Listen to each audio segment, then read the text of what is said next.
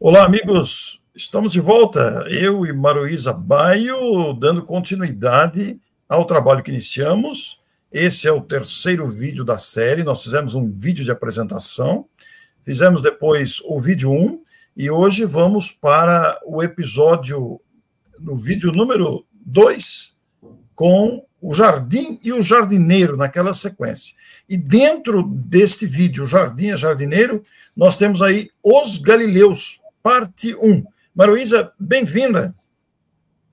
Olá, Orson. Olá, amigos, companheiros. Sempre uma alegria estar com vocês novamente, dando continuidade ao nosso assunto. Já vimos nos vídeos anteriores quem era o jardineiro e onde ficava esse jardim, que é a região da Galileia, atualmente a região norte de Israel. Hoje nós vamos falar sobre quem vivia nessa região nos tempos de Jesus. Muito bem. Você está acompanhando, então, essa sequência, as bem-aventuranças e as virtudes. No episódio passado, você teve a oportunidade de geograficamente situar-se na questão. E agora nós vamos falar dos Galileus. Vamos dividir em duas partes. Acompanhe, então, a abordagem da nossa Maruísa. Pois bem, gente, como nós comentamos na semana passada e mostramos para vocês nos mapas, é fácil a gente memorizar a Palestina da época de Jesus, um país estreito que está na vertical. Ao norte, a Galileia, no meio, a Judéia, aliás, no meio, a Samaria, e ao sul, a Judéia. Então, como é que ficou? Por que ficou dividido desse jeito? Aí nós temos que voltar um pouco mais na história do povo hebreu, das 12 tribos de Israel, os 12 filhos de Jacó, um dos grandes patriarcas, né? Abraão, Isaac e Jacó. E só que as 12 tribos não viviam harmonicamente, certo, Orson? Tinham lá os seus perrengues, as suas encrencas, desculpa, e acabaram se dividindo. 10 tribos se uniram, formando a região da Galileia e da Samaria, e 2 tribos se reuniram, formando a região da Judéia, o sul de Israel. Mas olha, gente, quando nós falamos tribos, nós estamos nos referindo aos descendentes dos filhos de Jacó. Que para a gente o conceito de tribo é bem diferente, né, Orson? Mas para eles, a tribo eram os descendentes dos 12 filhos de Jacó. Então, 10 grupos descendentes de 10 filhos de Jacó formaram a Galileia e a Samaria, e 2 grupos de 2 filhos de Jacó, um deles se chamava Judá, por isso que a região ficou conhecida como Judéia, ficaram ao sul. É assim que foi essa divisão. Então, é fácil de lembrar, Galileia ao norte, Samaria no meio e a Judéia no sul. Quer fazer algum comentário, Orson, a respeito? Eu queria dizer aos nossos telespectadores que a Maruísa gosta muito de mapa. E, na verdade, são muito importantes os mapas, porque a gente situa geograficamente. Nós estamos aqui falando das bem-aventuranças e as virtudes, e onde Jesus atuou, onde falou, como nós vimos no episódio anterior, inclusive, mas nós temos um mapa para mostrar aqui também hoje, né, Maruísa? Sim, temos, Orson, temos um mapa para mostrar pelo seguinte, gente, a região da Palestina nos tempos de Jesus e Israel hoje, que é toda essa faixa que pega dessa região até mais ou menos aqui, porque a Israel, ainda hoje, né, faz divisa ao norte com o Líbano, ao sul com o Egito, aqui é a península, né, a península do Sinai, e ao leste tem a Jordânia, a Síria e o Iraque, e a oeste o mar Mediterrâneo. Então, por que essa região é tão importante? Porque para quem vive em toda essa região do Oriente Médio, a saída é o mar Mediterrâneo. Além disso, a região da Galileia é uma região extremamente fértil.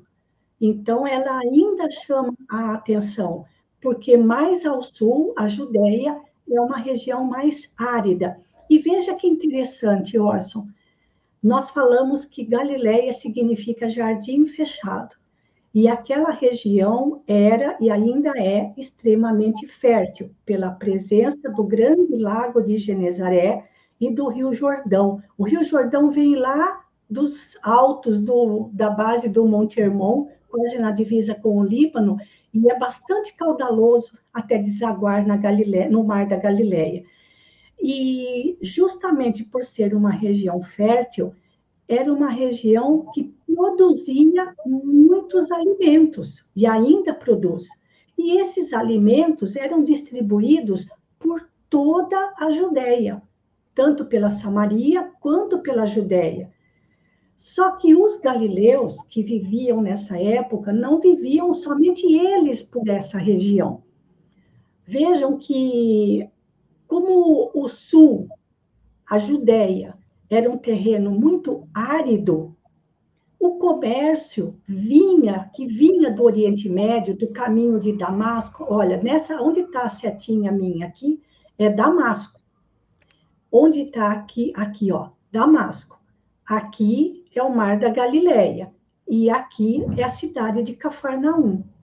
Então, o comércio que vinha do norte, que é o Líbano, antiga Fenícia, que vinha da região da Síria, que vinha da região do Iraque, mais ao norte, passavam por essa região, entravam na Palestina pelo norte, na Galileia.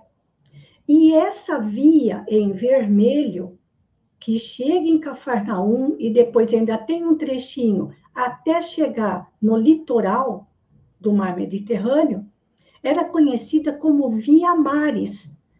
E aí, né, Orson, a gente acha que há 2.000 anos atrás a vida era sossegada, era tranquila, não tinha movimento, muito pelo contrário. O que movimentava era o comércio, e o comércio era intenso, que vinha do Oriente Médio e passava ali para a Galileia para poder chegar no Mar Mediterrâneo, pegar as embarcações e distribuir para todos os povos que viviam ali às margens do Mar Mediterrâneo, tanto na Europa quanto no norte da África. Então, era uma região movimentada. A gente tem a impressão, né? Fala, 2.000 anos atrás, que vida sossegada. Não, mas era bastante agitada, para falar a verdade. Quer comentar alguma coisa, Orson? Essa sua observação de passagem de toda a produção comercial, a produção aí que passava por esse caminho, isso não é por acaso também. E a gente não é difícil a gente imaginar, naquela época, embora os recursos mais precários, não comparáveis aos dias atuais, mas era o recurso que eles tinham. Então, era uma passagem, era caminho. Imagine realmente a movimentação comercial, como não era intensa realmente, porque era questão de sobrevivência até, né? Sim, exatamente. E a cidade de Cafarnaum, onde Jesus se estabeleceu, e até comentamos que a palavra Cafarnaum significa aldeia do Consolador, era tão importante por causa dessa rota de comércio, que ali o Império Romano estabeleceu uma centúria, ou seja, um grupo de 100 soldados romanos, liderados por um centurião. E nós temos aquela famosa passagem da cura do servo do centurião. Além disso, em Cafarnaum também existia uma sinagoga. Então, não eram todas as aldeias que tinham sinagogas. Então, a gente percebe que, justamente por fazer parte dessa rota, Cafarnaum tinha ali um certo destaque, não que fosse uma super cidade, né? Quando a gente fala cidade, mas eram aldeias, algumas maiores, outras menores, mas ali tinha uma sinagoga e tinha uma centúria, 100 soldados romanos para tomar conta, talvez, justamente desse grande trânsito de pessoas de outras nacionalidades, de outros povos que passavam por aquela região, que era uma região intensamente agrícola e alimentava toda a Palestina. Né? E é nesse ambiente, né, Maruísa? Nesse ambiente, nessa paisagem, nessa geografia, digamos assim, é que vai surgir o Mestre de Nazaré, né? Que coisa interessante. Uma rota movimentada, uma rota frequentada por muita gente, e ali surge, então, o grande semeador. Sim, mas olha, Orson, também tem duas questões que eu acho assim muito interessantes. A Galileia era uma região fértil. A Judéia era e ainda é uma região árida. Jesus escolheu a Galileia, porque naquela região fértil existiam corações férteis, o coração dos galileus. Quem é que morava na Judéia? Uma região árida, justamente os fariseus, saduceus, doutores da lei, sacerdotes, que tinham o coração árido. Por isso que Jesus não começou pela Judéia, começou pela Galileia. Onde a mensagem seria mais facilmente assimilada, né? É a inteligência, né? A percepção ampliada mesmo. Né? Porque embora as pessoas, o pessoal, o povo que vivesse lá na região da Galileia não tivesse a intelectualidade daqueles que viviam em Jerusalém, o coração deles estava mais preparado para as sementes de amor que Jesus começaria a distribuir.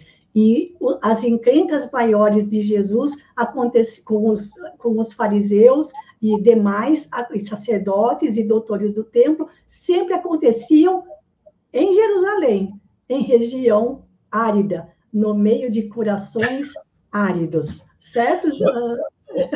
Olha aí os conflitos aparecendo em função dos contrastes de ideias, uma mensagem nova que encontrou resistência naqueles corações áridos e encontrou plena assimilação nos corações abertos, né? Nos corações sensíveis a essa mensagem consoladora que o mestre traz. A gente está vendo aí a localização geográfica, como você está vendo no mapa, Maruísa. É importante saber sobre essa cultura da época, sobre a formação a característica desse povo, né? Nós estamos vendo aí os galileus hoje na parte 1.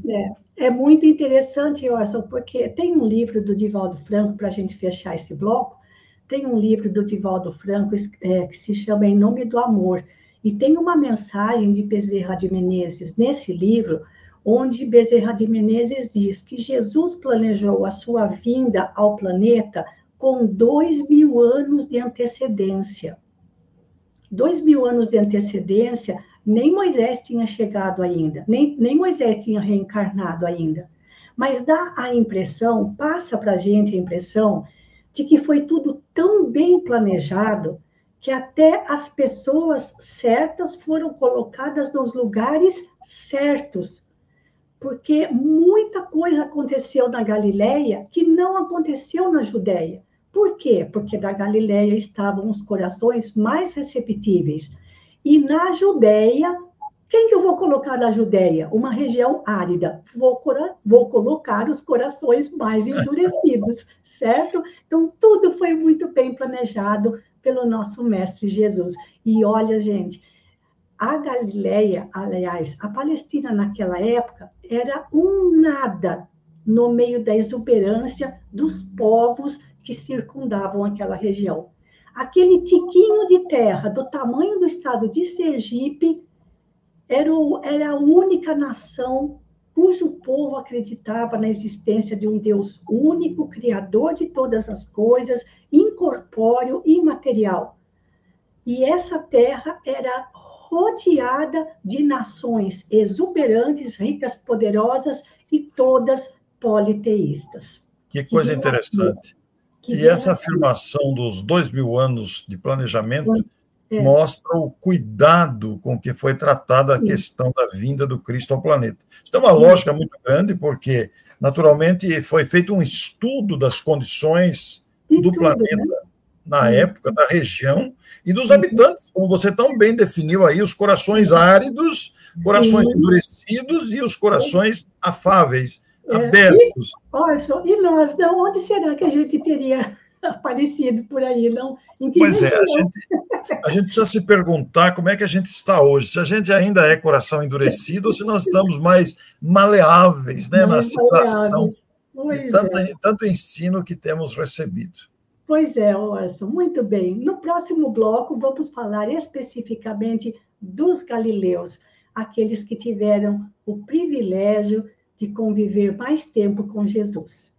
Muito bem, daqui a pouco, então, na próxima semana, no próximo episódio, você vai ter aqui o episódio número 2 dos Galileus, parte 2 dos Galileus, né? Sim. Então, nós vamos continuar falando. Um grande abraço e até o próximo episódio com a nossa gratidão. Esperamos que você esteja gostando. São informações históricas, geográficas, situando a presença de Jesus no planeta. Vamos acompanhar, é uma série completa. Até lá. Até mais. Um abraço.